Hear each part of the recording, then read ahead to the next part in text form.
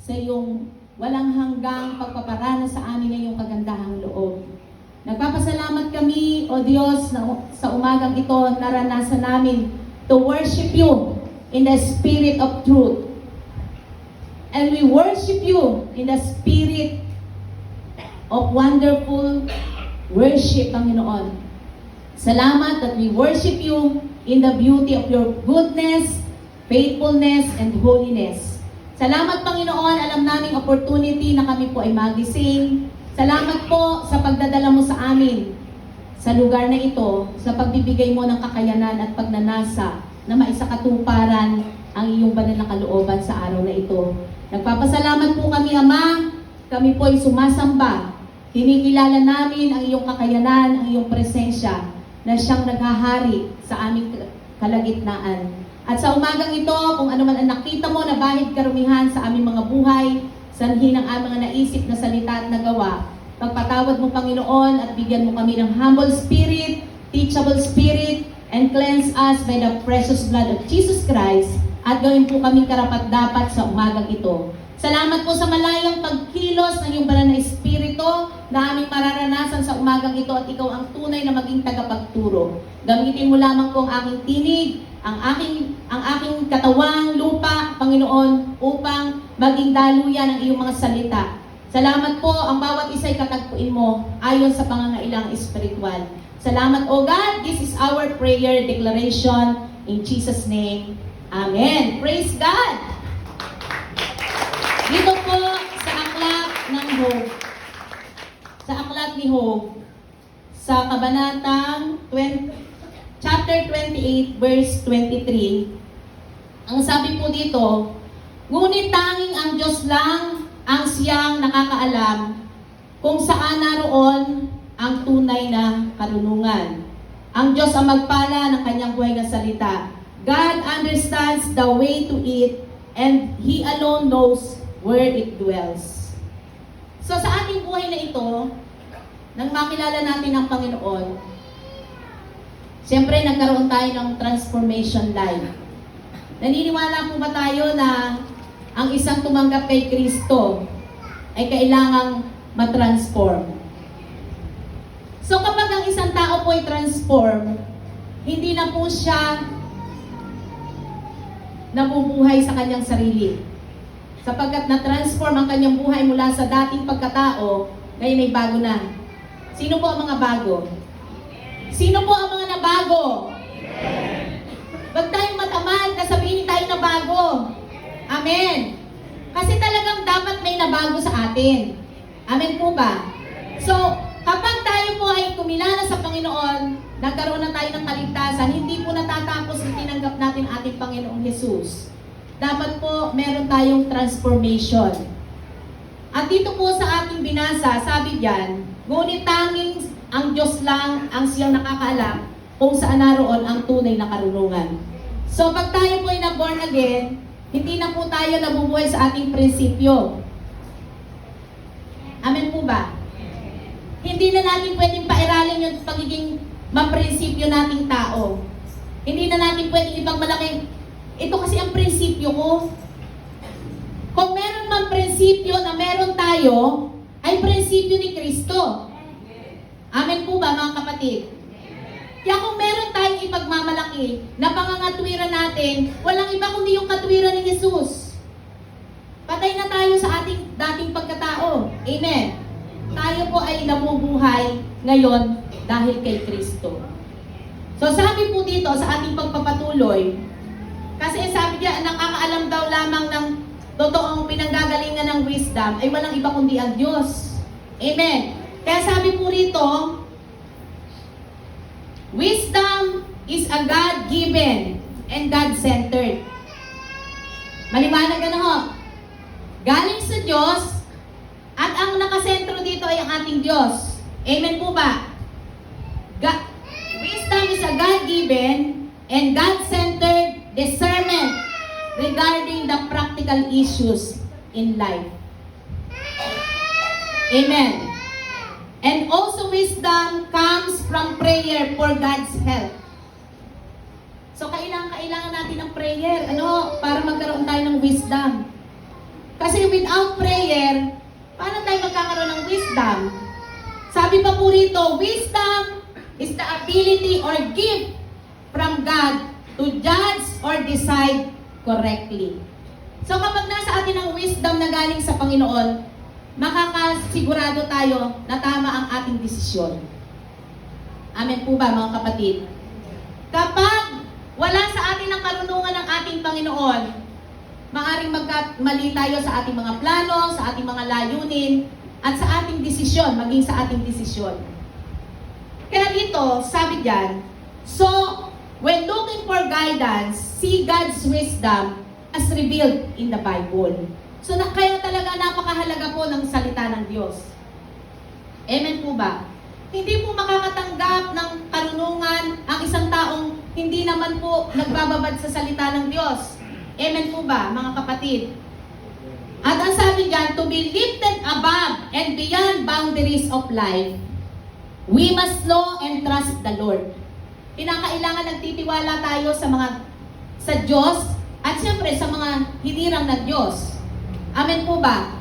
Kung gusto daw natin talaga na mataas ang pangalan ng Diyos at hindi tayo maglagay ng boundaries sa ating pagsunod, alam niyo po ba, kaya tayo po hindi nakakasunod sa Panginoon? Kasi naglalagay tayo ng boundaries. Hanggang dito lang ang kaya kong gawing pagsunod. Pero kapag tayo po ay selfless, kapag tayo namatay na sa ating sarili para kay Kristo, wala nang boundaries. Amen po ba? Amen po ba? Wala nang limitasyon. Amen po ba? Amen po ba mga kapatid? Sabi diyan, to be lifted above and beyond the boundaries of life, we must know and trust the Lord. So sabi po dito, by 3 methods, we may learn wisdom. First, reflection. Second, imitation. And thirdly is experience. So na-observe po ba natin ito?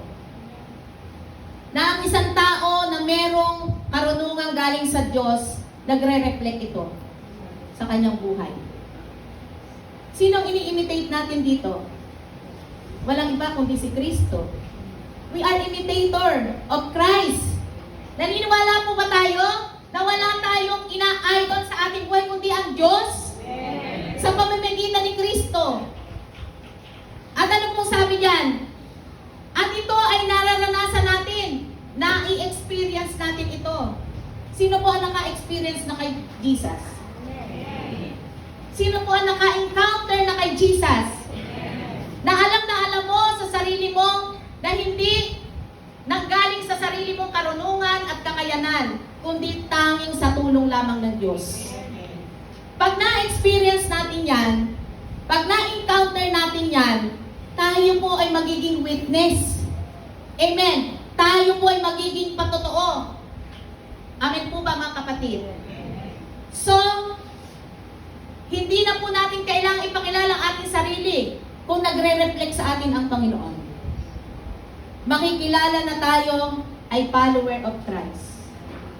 Amen? Kaya dito po, here are the sources of wisdom. Una, God is the source of wisdom. Naniniwala po ba tayo na kadaming matalino at karami pong nakarelay lang sa knowledge? Pero ang totoong wisdom na sinasabi po dito ay galing sa Diyos. At ito po ay na-encounter ni Job. At ito ay personally na naranasan ni Job. Sabi dito, ngunit tanging ang Diyos lang ang siyang nakakaalam kung saan naroon ang tunay na karunungan. Palakpakan po natin ang Panginoon. Sapagkat tayo po, sa pagkakaupo natin, alam natin na tayo bahagi ng karunungan ng Diyos. Naniniwala po ba tayo na tayo ay nakabahagi na sa karunungan ng ating Panginoon? Kaya nga natin tinanggap siya bilang Savior, Redeemer ng ating mga buhay. At ini-enjoy natin yung wisdom na yan. Amen po ba? So lahat ng mga mananagumpay na mga hinirang ng Panginoon, kinakailangan nagtataglay talaga ng karunungan galing sa Panginoon. Kasi alam niyo po, pagka tayo tayo po ay nagtataglay ng karunungan galing sa Panginoon, hindi po tayo pwedeng ma-deceive. Hindi po tayo pwedeng madaya. Amen po ba? At yan ang laban natin ngayon sa ating panahon. Ang hindi po tayo ma-deceive. Naniniwala po ba tayo? Deception is around the corner. Pero dahil may wisdom tayo na galing sa Panginoon, nananalangin tayo ng tulong, ng karunungan para maunawaan natin, beyond sa kakayanan natin. Naniniwala po ba tayo? Ang sabi po ng banal na kasulatan sa 1 Corinthians, nasasaliksik ng isang taong nagtataglay ng banal na espiritu kahit pinakamalalim na panukala ng Diyos. Kaya kahit tayo isang ordinaryong tao lamang, na hindi tayo kinikilala ng mundo, pero kung taglay natin ang banal na espiritu, may wisdom tayo. Amen? Sabi po dito, the first step towards wisdom is to fear God. Ang una daw hakbang para magkaroon tayo ng wisdom ay yung banal na pagkatakot natin sa Diyos. Sino po ang merong banal na takot sa Diyos? Kaya tayo narito, alam natin ang bawat isa may banal na takot. May holy fear na tayo sa Panginoon. Alam natin that apart from God, we can do nothing. Lahat ng bagay na ipinagkakatiwala sa atin ng Panginoon ay may grace period. Amen po ba mga kapatid? Kaya sabi kanina sa Sunday School, kahit sinasabi natin, okay lang, wala man nangyayari. Hindi lahat ng oras walang mangyayari kapag hindi tayo sumusunod sa Panginoon. Kinakailangan talagang maunawaan natin na ang pagkatakot sa Diyos ay pasimula ng karunungan. Nagsisimula ka ng maging marunong. Nagsisimula na tayo maging marunong nang tanggapin natin ang ating Diyos na Panginoon, na nagkakaroon talaga tayo ng holy fear sa Kanya. Amen po ba mga kapatid? Sabi po rito, ang paggalang at pagsunod kay Yahweh ay pasimula ng karunungan. Ang pagkilala sa banal na Diyos ay may dulot na kaalaman. Amen po ba? Praise the Lord. Sa letter B, God reveals His wisdom to those who humbly trust Him. So ang karunungan po ay bumababa sa isang taong merong humble heart. Amen. Kapag tayo mas mayabang pa sa Diyos, ay paano makakababa ang karunungan sa pamagitan ng banal na espiritu? Siyempre, ang nais ng Panginoon ay meron tayong kapakumbabaan sa Kanya. Na inaangkin natin na wala tayong magagawa kung wala ang Diyos. Dahil ang totoo, wala talaga tayong magagawa kung wala ang Diyos. Ang tao po ba may magagawa kung wala ang Diyos? Ang sabi po ng mga ngaral, 2:25, ang tao daw ay walang kasiyahan kung wala ang Diyos. Lagi po hindi nasisiyahan ang tao kung wala ang Panginoon. At sabi diyan, God reveals His wisdom to those who humbly trust Him. Sabi po dito sa Santiago, chapter 3, verse 3 to 18, sino sa inyo ang marunong at nakakaunawa?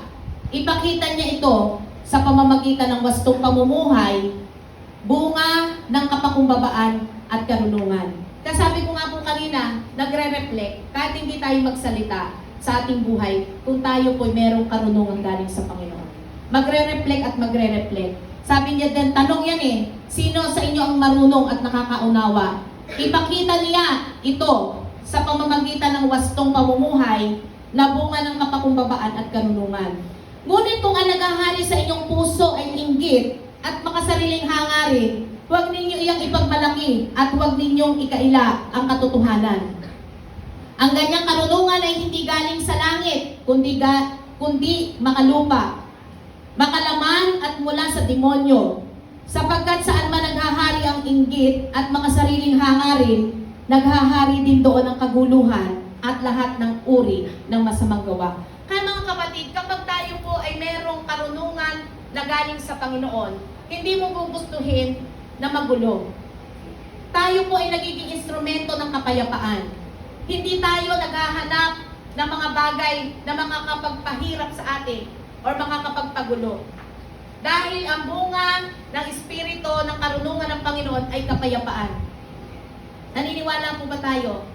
Tayo yung instrumento para magkaroon ng kapayapaan.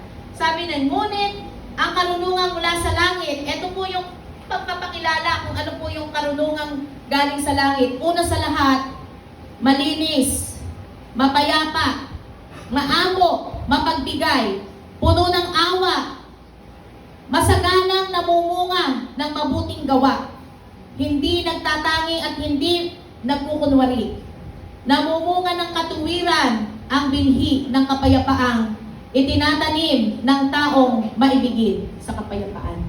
So number 1 po, na mapapagkilanlan ng isang tao na may karunungang mula sa Diyos kapag ang lagi niyang nais ay mapayapang buhay, malinis, makatuwiran. Makatuwiran, hindi mapangatwiran. Magkaiba po yun, ho? Makatuwiran, righteousness. Tama ba? Righteousness? Righteous living. Pero pagka makatuwiran, anong ibig sabihin? Ikaw yung hindi mapasunod. Amen? Ikaw lagi yung may katwiran. Hindi nauubusan ng katwiran. Excuses.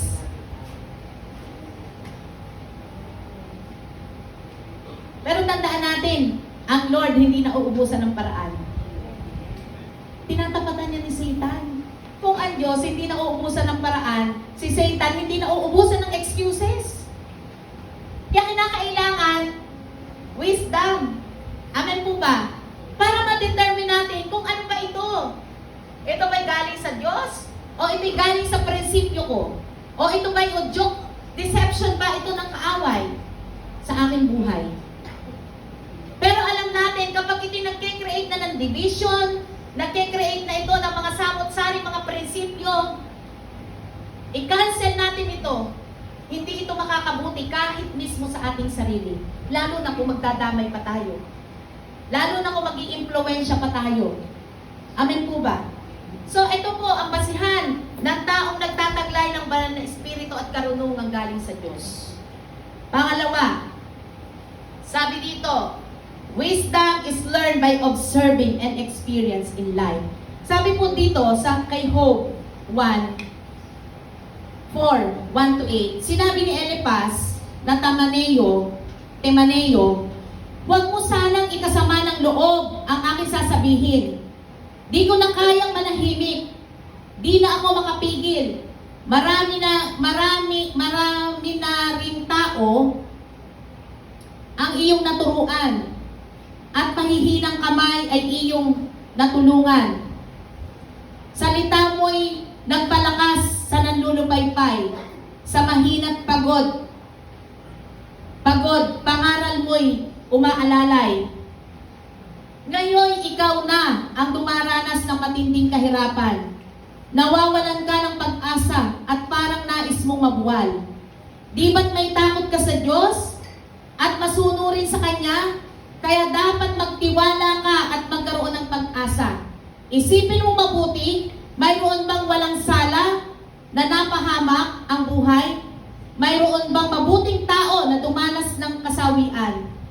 Ang alam ko'y ang mga naghahasik ng kasamaan ay sila ring nag-aani ng kaguluhan. Kaya iisip-isipin po natin lahat ng ating sinasalita, lahat ng ating ginagawa. Dahil ito po ay magre-resulta lahat sa atin. So dahil sa ating karanasan, ito po ang may conversation po dito ay yung kaibigan ni Hope at si Hope. Dahil alam natin, sa buhay ni Hope, nakaranas siya ng katakot-takot na mga suliranin sa buhay sa kabila ng kanyang pagsunod sa Panginoon. Pero ito, dumating yung pagkakataon na nangungusap sa kanya ang kanyang kaibigan. Amen po ba? Kaya ganyan din po sa atin. Amen po ba? Kung meron talaga ng hihina, may nagpapalakas. Amen. At huwag tayong manatili sa kahinaan. Tayong mga nakakaranas ng kahinaan, alam natin kung paano tayo lalakas. Huwag tayong magpadaya sa udyok ng kaaway. Amen? Amen po ba, mga kapatid? Kung alam natin na ang mga pangyayari sa buhay natin ay magdudulot ng sa halip na tayo lumakas, ay tayo nalulugmok. Isang uri din para tayo ay magkaroon talaga ng wisdom. Magpatuloy tayo at lumapit tayo sa mga taong alam nating mag-a-advise sa atin ng tama. Amen po ba? Huwag tayong lalapit sa mga taong alam nating magdadaw lalo. Amen po ba? Kilala natin ang mga taong dapat nating lapitan. At alam natin na walang iba tayong makakapagpalakas sa ating kundi ang Diyos. Amen po ba? Hindi po maipag-alis sa atin na minsan makaramdam tayo ng kahinaan, nanghihina kasi nasa katawang tayo nasa katawang lupa. Pero dahil napakarami po ng Bible character na nagiging example dito kung paano tayo magre-respond sa calling natin, sa pagkatawag sa atin ng Panginoon. Alam po natin mga kapatid, napakaganda sana yung plano ng Diyos sa atin eh. Hindi lang talaga natin nadidelay lang ang mga paggawa ng Diyos sa atin kasi tayo rin mismo ang nagpapadelay. Amen po ba? Hindi natin hinahakbangan talaga kung saan tayo pinahahakbang ng Diyos. Amen po ba? Naniniwala po ba tayo na ang karunungan din ito ay maaaring matutunan natin sa mga nakikita natin? Alam niyo po ba na ang karanasan ng iba ay nagsisilbing reminder sa atin? Or yung nagiging wake up call or yung nagiging warning sa atin? Naniniwala po ba tayo? Napakaganda yung pangungusap, nakakabagbag ng kalooban kasi dati ikaw yung nagko-convince. Amen. Dati ikaw yung nag-share. Dati ikaw yung nagpapalakas. Ano ngayon yata ikaw ay gustong mabuhay? Alam natin, hindi mo gustuhin ng Diyos yun.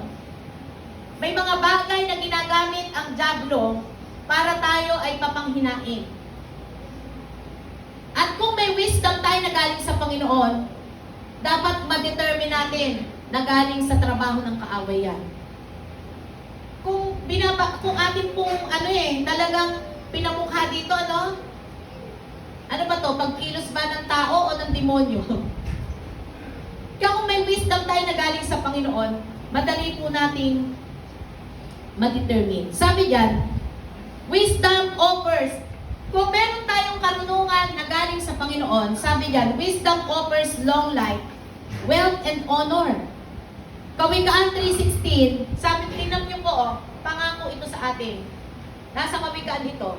Mahabang buhay ang dulot ng kaalaman. May taglay na kayamanan at may bungang karangalan. So kung ang kapangyarihan ng karunungan ay nasa atin, hindi po imposible na bigyan tayo ng Lord ng mahabang buhay, ng kayamanan at karangalan. Naniniwala po ba tayo na ang Diyos lang ang kayang magbigay sa atin nito? Ginagamit yung ating mga professions. Amen? Ginagamit yung calling sa atin ng Panginoon. Naniniwala po ba tayo? Naniniwala po ba tayo? Ginagamit ng Diyos para siya iparangalan yung calling niya sa atin. Yung professions mo, yung pagiging professionals mo, kung anong pinagkalagyan sa atin ng Panginoon. At alam natin, we are belong to 8 pillars of our society. Kaya kung saan man tayo naandoon, hindi natin maiitatuwa na ito yung design ng ating Diyos sa atin. Na hindi natin magagampanan ang pagiging believer natin. Kahit saan ka pa naroon na pillars of our society, kaya mong ipamuhay ang karunungan mula sa Diyos. Tama kang mag-isip, tama kang magdesisyon, tama ang timbangang ginagamit natin sa pagiging makatarungan, makatao, makadiyos. Amen po ba? Yan po ang may taglay na karunungan galing sa Panginoon. Makadiyos, makatao, makakalikasan,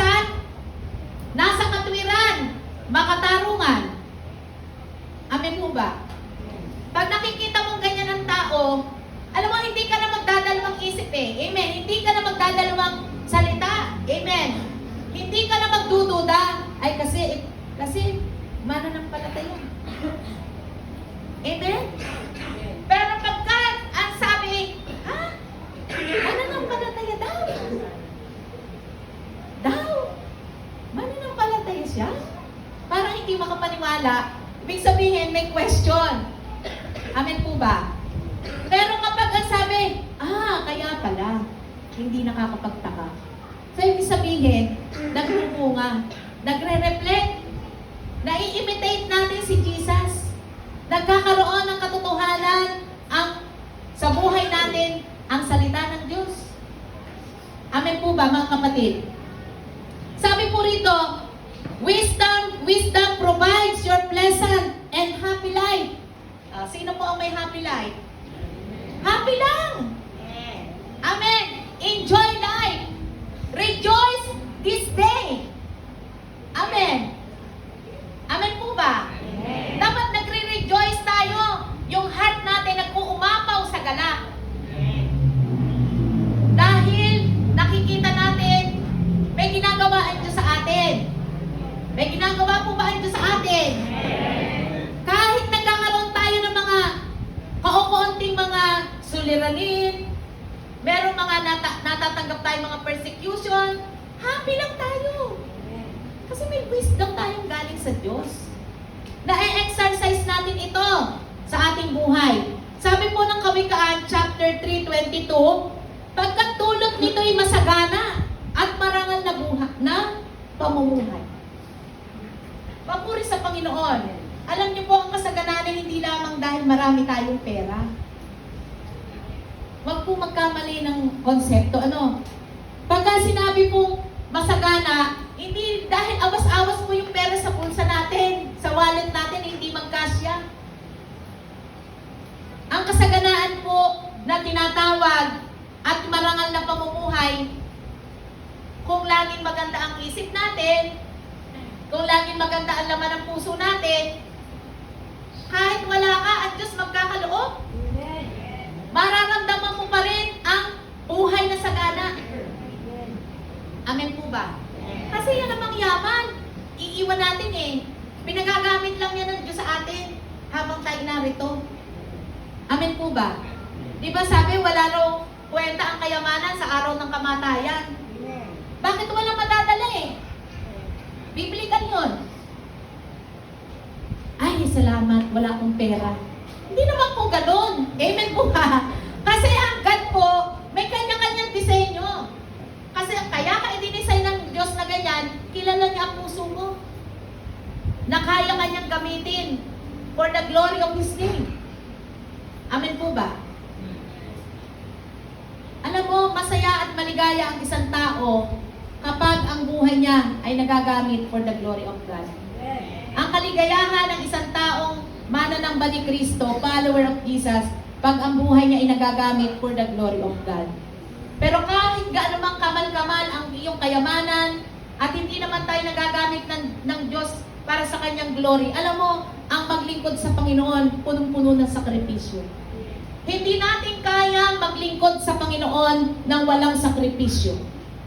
Unang-unang isinasakripisyo natin sa paglilingkod sa Panginoon ay ang ating mga sarili.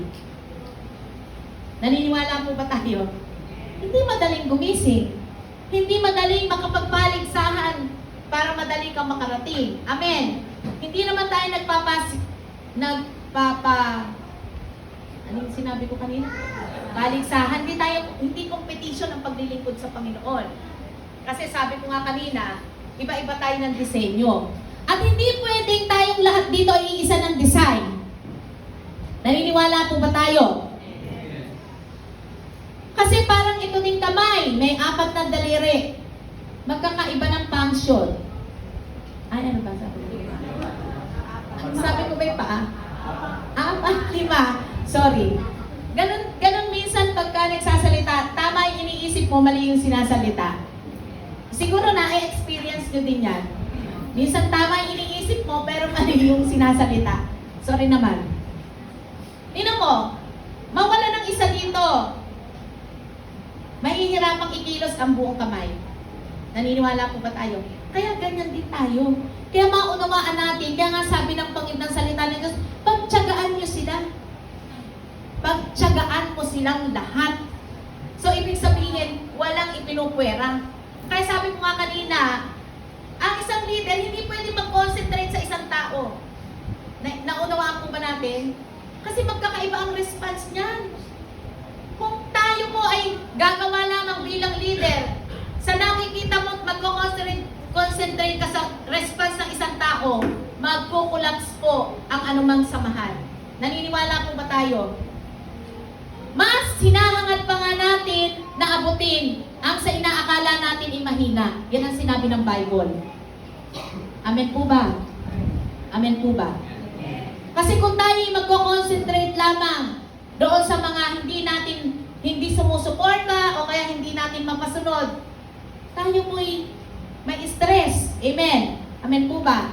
Pero masaya tayong ginagampanan kahit ano pa ang response ng maraming tao. Amen. Like Jesus. Amen po ba? At yung kanyang disciple. So ganun po, sa isang organisasyon, sa isang simbahan, dahil wala pong organisasyong perpekto, wala rin simbahang perpekto. Pero naghahangad na maging perfect ang mga taga-church. Amen po ba?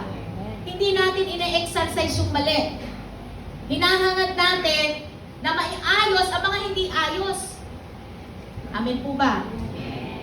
Kaya napakahalaga po, sabi niya, pagkat dulot nito ay masagana, yung daw, pag maganda ang isip natin, meron tayong wisdom na galing sa Panginoon, wala namang masamang tinapay sa atin eh. Naniniwala po ba tayo? Where is strike everywhere? Pwede kang kasama kahit nino. Amen po ba? Pwede kang kasama ng mga matataas na tao, pwede kang kasama ng mga ordinary, pwede kang kasama ng lahat ng klase. Amen po ba? Amen po ba? At mararamdaman natin ang kasaganaan kapag kaigin natin lahat. Naniniwala po ba tayo? Kapag kasunduan natin lahat. Amen. Mararamdaman mo higit sa saganang pamumuhay.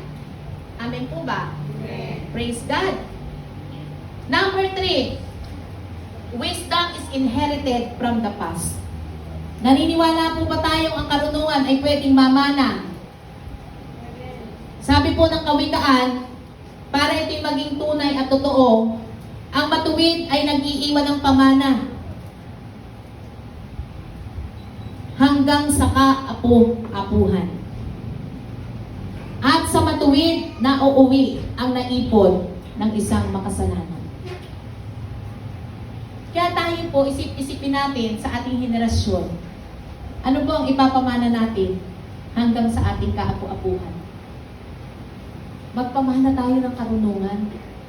Magpamana tayo ng katuwiran. Magpamana tayo ng masaganang isip. Isip na dinalisay ng ating Diyos. Amen po ba? Alam po ba natin, malaki po ang function ng isip natin. Ito po'y battlefield ng Satan. Amen. Amen po ba? Ang una po na tinatarget ng evil ay ang ating thought, yung ating isip. Kapag nasira ang ating isip, tinan mo, ang tao, kahit ano pang talino, nasira ang isip, ano na ang mangyayari, di ba? Maghuhubad ka na kahit may tao. Kakain ka kahit marumi. Amen po ba? Nasira. Sira ang isip. Sabi, nasiraan. Yung sigano, may nabalitaan tayo. Valedictorian, ganto-ganto, lahi ng matatalino. Pero, bakit nagkaroon ng na-depress, nagkaroon ng depresya? Amen. Kaya napakahalaga po na lalo na tayong mga mananamba at mananampalataya ng Diyos, lagi pong tama ang ating kaisipan. Amen po ba? Kasi ito ding isip na ito nagdidikta sa puso. Amen po ba? Kaya nga laging nasa itaas yung yung isip nandito sa ulo, no? Ang puso nandito. Noong nandun po kami sa music therapy, napag-usapan ko ang ilong. Masaya eh. Sabi nung, may nagsabi, ang galing talaga ng Lord. Sabi nung isa, ako, nakalimutan ako ni Lord. Kaya ganito yung ilong ko. Sabi naman nung isa, ako, anong sabi niya? Anong sabi? Confident ako dito sa ilong ko. Praise God. Talagang dapat confident tayo kung ano itsura natin kasi hindi naman tayo pwedeng magkakamukha-mukha.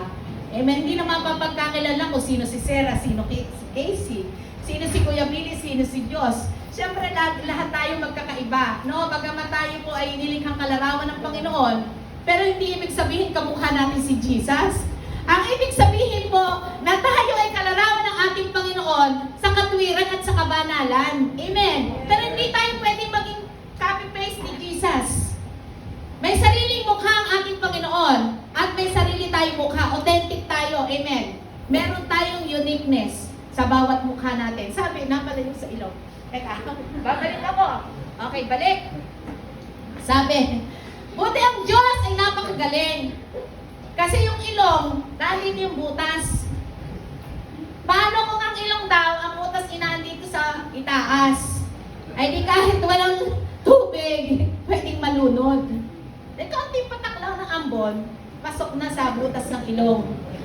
Talagang perfecto ang Diyos maglikha. Mag-design. Amen. Dinesign ka sa ganyan. Kaya araw-araw pasasalamatan mo, Lord, salamat po sa disenyo mo sa akin. Alam mo, pag araw-araw ina-appreciate natin yung ginawa ng Panginoon, matututo ka maging mapagpasalamat sa Diyos. Pero pag araw-araw naghihimoto ka, ba't ako'y ginawang ganito, ba't ako'y ginawang ganito? Sana ganito, ganun ang, meron tayong kinaiinggitan. Hindi bali po, hindi po masamang kumanga. Pero masamang mainggit po. Even na, ano lamang, pwede po mainggit pero may holiness pa rin. Yung holy inggit, pwede yun. Kasi na-inspired ka sa Kanya. Ako madalas po, mayroon akong kinaka-inspired ng mga tao. Lalo na po ng mga lingkod ng Diyos, pag nakikita kong gaano sila ka-faithful, gaano sila ka-bless sa kanilang paglilingkod, ako po'y naiinggit. At sabi ko, Lord, sana meron din kaming ganun. Amen po ba? Pero ang masama, yung gagawa ka ng paraan para sirain mo siya, ayun ang masama. Masamang inggit. Kasi ang inggit, pumapatay. Amen po ba? Hindi man po siya physically na pagpatay. Pero yung isip natin pumapatay. Masama yun. Amen po ba mga kapatid? Kaya naniniwala po ba tayo na pwede nating ipamana ang katalinuhan, ang katuwiran, ang pagiging mabuti ay ipamana natin hanggang kaakwakuhan? Sino na po ang lola na dito? Taas po ang kamay ng mga lola na at saka mga lolo na. Sa tingin po ba natin, meron po ba tayong magandang katangian? Makinig po kayo dito, mga lola, mga lolo. Meron po ba tayong katangian na nais nating ipamana natin sa ating apo? Pero meron din po ba tayong alam na ugali natin na dapat ay hindi na natin ipamana? Tama. Meron.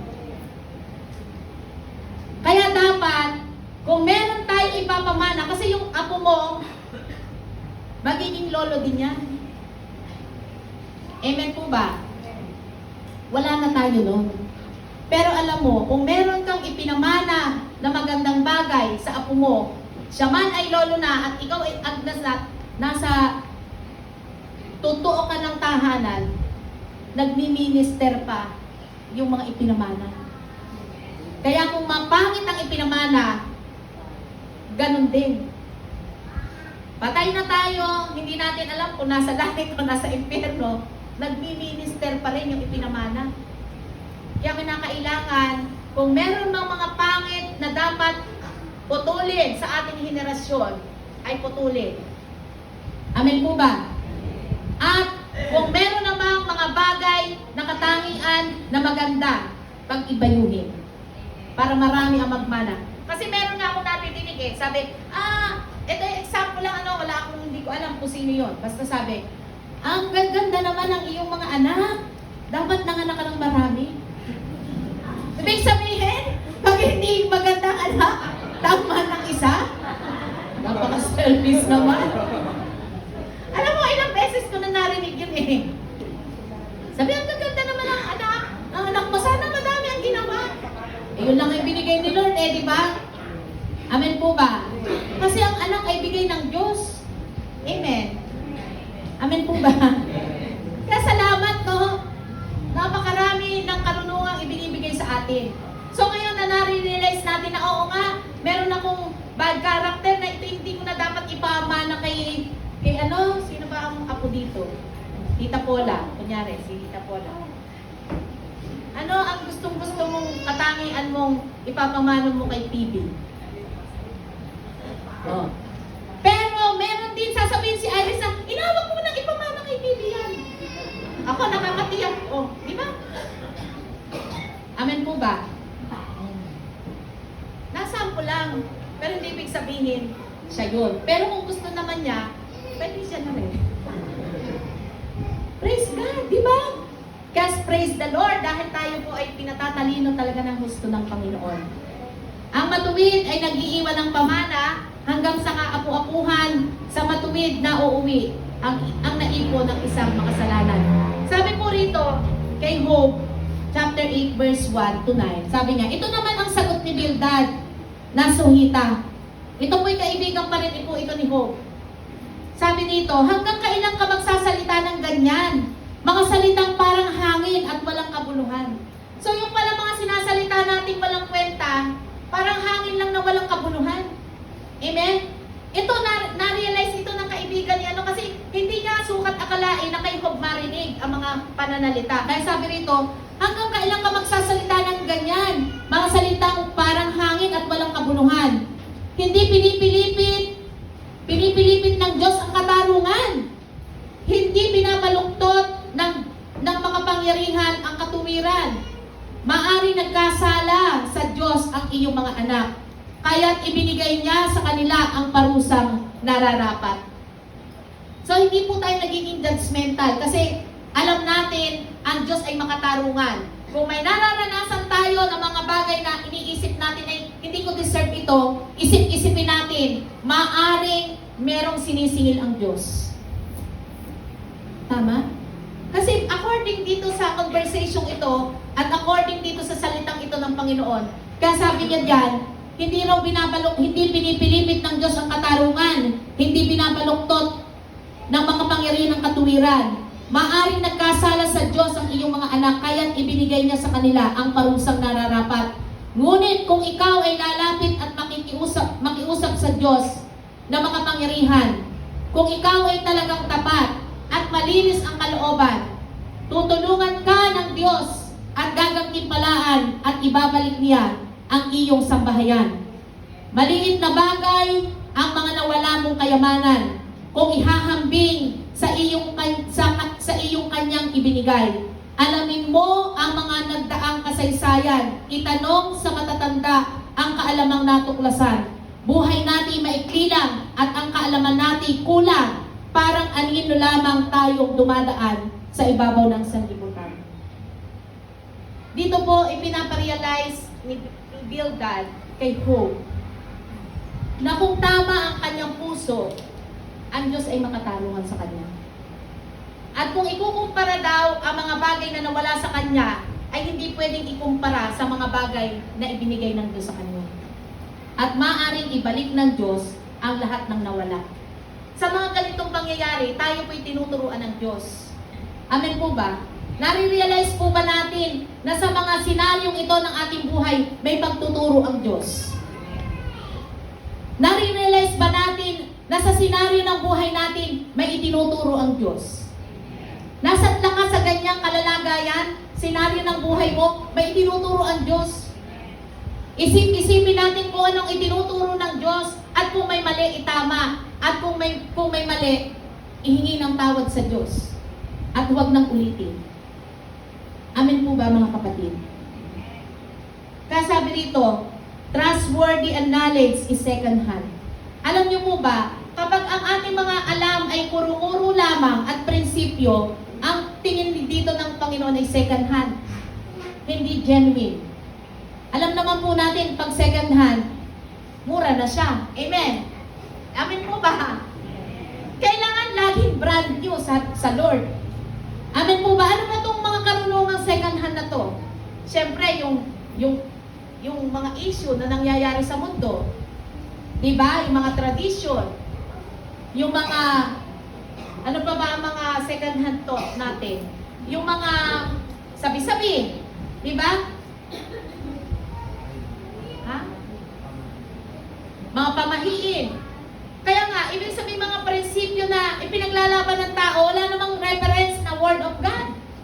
Yun ang sinasabi niya na second hand na knowledge. Walang reference na salita ng Panginoon. Tandaan natin, kapag walang logo, hindi siya totoo. Fake. Dahil ang magpapatotoo ng katotohanan ay walang iba kundi ang kanyang salita. Amen po ba? Anong reference ng mga tradisyon? May reference ba ng may word? Yung mga tradisyon, yung mga nakikita natin sa social media. Amen? Samantalang, ang salita ng Diyos ay final authority. Laging nagre-reference ito kung ito'y katotohanan. Pero kung hindi, wala pong Word of God. Sabi po rito, sabi ka ang tuto, ang pakinig mo ibaling sa wastong kaalaman. At ito ay isipin ng iyong maunawaan. Kaya nga sabi, wag na tayong umayon sa takbo ng mundong ito eh. Mag-iba na tayo ng isip upang mabatid natin kung ano ang totoo. At kalugod-lugod sa Panginoon. Kung meron man tayong ipopromote, yun ay yung sinasabi ko kanina pa na prinsipyo ng ating Panginoon.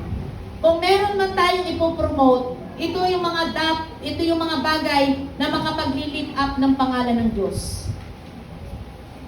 Amen po ba mga kapatid? Sabi niyan, ang pakinig mo ibaling mo sa wastong kaalaman at ito ay isipin ng iyong maunawaan. Sa Kawikaan 1:29, pagkat itong karunungan ay di ninyo minamahal, kay Yahweh ay di natatakot ng may lakip na paggalang. So kapag pala tayo po'y salungat sa kalooban ng Panginoon, ang ibig sabihin, nawawala ang wisdom natin. At nawawala rin yung takot natin. Kaya the more na natatakot tayo sa Panginoon, yung Holy Fear, the more na tumatalas tayo. Kaya nga sabi ng Bible, ang bawat isa sa inyo ay maging matalino na katulad ng ahas, ngunit maging maamo katulad ng kalapati. Amen. Matalas, ngunit maging maamo. Siyempre tayo bilang authority, binigyan ng kapangyarihan. Hindi sa lahat ng panahon, tayo'y laging naandoon sa panunuyo. Amen. Ipapakita natin yung authority natin sa mundo. Amen po ba? Bilang magulang, ipakikita natin yung authority sa ating mga anak. Bilang mga leader, ipakikita natin yung authority na ibinigay sa atin ng Panginoon. Amen po ba? Amen. Kaya sabi po dito sa letter B, wisdom is good inheritance. Sabi niya, mga ngaral 7, ang taong nagtataglay ng karunungan ay higit na mainam kaysa minanang kayamanan. Alam niyo po ba na pwedeng yumaman kapag marunong? Amen po ba? Kaya mas maganda raw magtaglay ng karunungan at higit na mainam kaysa minanang kayamanan. Ang tulong na magagawa ng karunungan sa tao ay tulad ng magagawa ng salapi.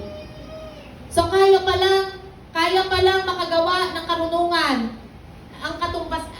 na kayang tumbasan ang gawa ng salapi. Amen po ba mga kapatid? Ang tao ay maililigtas ng kanyang karunungan at ito ang kabutihan ng kaalaman. Praise God. Kaya kung tayo marunong, matalino at meron tayong karunungan galing sa Panginoon, ang katumbas natin mayaman. Amen? Kasi kaya raw ipantay ng karunungan ang kayamanan ng salapi. Amen? Kasabi po rito, letter C ng 3, wisdom is not dependent on age. Ang karunungan po hindi nakadepende sa edad. Naniniwala po ba tayo? Kasi ito po ang sinabi sa 32. Nang wala nang maisagot ang tatlo, nagalit ito at sinabi, Bata ako at kayo matatanda. Kaya ako'y nag-aalangang magsalita. Palagay ko'y nararapat na kayo muna ang magsalita at mamahagi ng karunungan ang nakatatanda. Ngunit ang karunungan ay ay saan ba nagbubuhat? Di ba sa Diyos na makapangyarihan? Ngunit hindi dahil matanda na ay may pangunawa. Hindi dahil may edad na ay alam na ang tama. Kaya makinig kayo ngayon sa aking sasabihin. Ito ang aking opinyon. Iyon namang dinggit. Hindi porket matanda na ay alam na tama. Hindi porket may edad na ay nangangahulugang marunong ka na. Amen. Ang karunungan lamang natin pwedeng ipagmalaki ay ang karunungan galing sa Diyos. Sapagkat hindi tayo nito ipahihiya at hindi rin tayo ipahahamak sapagkat ang nagtataglay ng karunungan galing sa Diyos ay laging may desisyong tama. Nagja-judge ng tama, nagdidesisyon ng tama. Hindi pinatatakbo ang isip na marumi. Amen po ba? Nagiging judgmental tayo, hindi naman natin alam kung ano ang truth. Amen po ba? Tayo po ba ay nai-inspired sa mga katagang ito na ipinauunawa sa atin ng Diyos ngayon? Amen. Kaya hindi porket ikaw ang maedad, ikaw ang tama. Amen po ba? Depende yan kung ang karunungang taglay natin ay galing sa Panginoon. And to challenge everyone, sabi dyan, wisdom, change your thought and you change your world. Kaya kung ikaw ay nabubuhay sa karunungan, nakakatiyak ka na pati ang nasa paligid mo ay mai-encourage mo at magiging maayos lahat sa ating buhay. Amen? Kaya kung meron tayong maling kaisipan, palitan na. Lagyan na ng bago. Sabi po rito, wisdom is knowing what to do next. Skills is knowing how to do it. And virtue is doing it. Ang ano daw, ang karunungan daw ay alam kung ano ang sunod na gagawin. Amen ho ba? At ang skills ay alam kung paano gagawin. So magkaiba yung skills sa wisdom. Amen ho ba? Amen po ba? Magkaibang wisdom, magkaibang skills. At alam natin, ang virtue is doing it. Conclusion. Kawikaan 16:16, higit na mainam sa ginto ang magkaroon ng karunungan at higit kay sa pilak ang magtaglay ng pangunawa. Purihin ang Panginoon sa mga salitang ating pong napakinig ng araw na ito. Nawa, ang mensahe ito ay baon natin sa ating paglakas. Baon natin sa ating pakikibaka sa mundong ibabaw. Amen. Marami tayong laban araw-araw. Pero salamat dahil meron tayong Word of God na pinanghahawakan. At lalo na po sa panahon ito, wisdom is needed. Kasi ang deception ay lagi pong nariyan. Hindi na po natin mapipigilan yan. Pinakawalan na po ang lahat ng mga evil spirit. At ang kalaban natin hindi tao, tandaan natin. Hindi tao ang kalaban natin. Ang kalaban natin ay mga sandatahang masama. Amen. Masasamang mga nasa himpapawid. Amen. Tandaan natin, hindi tao ang kalaban natin, kundi masasamang espiritu. Kaya lalo nga tayo ngayong magpakatatag sa panalangin. Huwag natin i-enjoy ang ating sarili na wala tayo sa gawain ng Panginoon. Dahil habang pinapractice natin ang pag-neglect natin sa kalooban ng Panginoon, the more na marami pong nagagawa ang kaaway sa atin. Pwede tayong isaturate ng gawa ng kaaway sa isang igla. Kapag nawala ang ating matalas na isip, ang puso natin nawala sa gawain ng Panginoon, malagyan tayo ng rebellious spirit. Nako, i-ooperate na yan. At yan po ang mensahe na nais ipaunawa ng Diyos sa bawat isa. Kaya salamat po. Nawa ang bawat isa ay mag-response ng tama sa salita po ng Panginoon. Heavenly Father, we thank you, we honor you, and we acknowledge your goodness, faithfulness, and holiness sa mga buhay. Magpapasalamat kami dahil ikaw ay tapat, mabuti ka sa lahat ng panahon.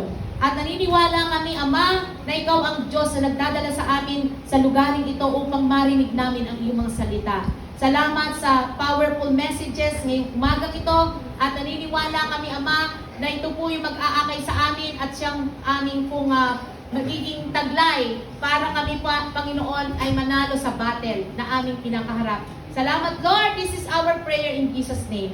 Amen. Amen. Praise God.